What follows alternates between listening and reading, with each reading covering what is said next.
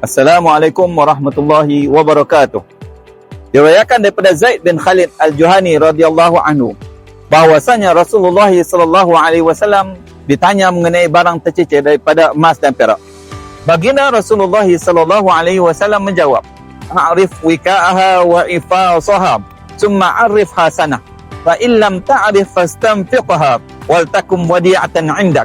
Fa in jaa talibuha yawman min ad-dahri fa'addiha ilaih."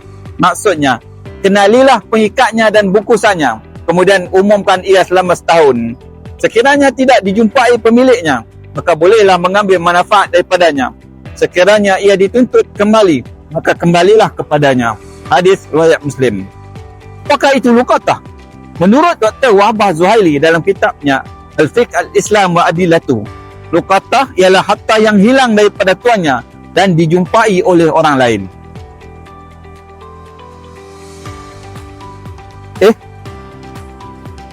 Ada barang tercicir.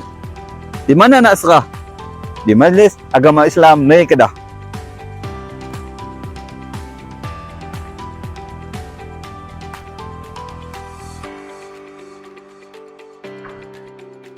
Ya, Dik, ada apa, Dik? Assalamualaikum tuan. Saya ada barang jumpa nak serah pada majlis. Timbang apa tak tahu lah. Oh. Minta tuan isi lebih kurang. Okay. Majlis Agama Islam Negeri Kedah boleh menerima harta luqatah. Harta yang diserahkan akan disimpan dan dihebahkan selama setahun. Sekiranya ada yang menuntut, setelah disiasat dan terbukti harta itu miliknya, maka akan diserahkan kepadanya. Tapi sekiranya tidak ada yang menuntut, harta itu akan dilupuskan setelah tamat tempoh setahun melalui cara lelengan atau kaedah sesuai. Hasil daripada jualan itu akan digunakan kembali untuk manfaat umat Islam. Ingat, luqatah bukan rezeki yang tidak disangka, tapi amanah yang wajib jaga.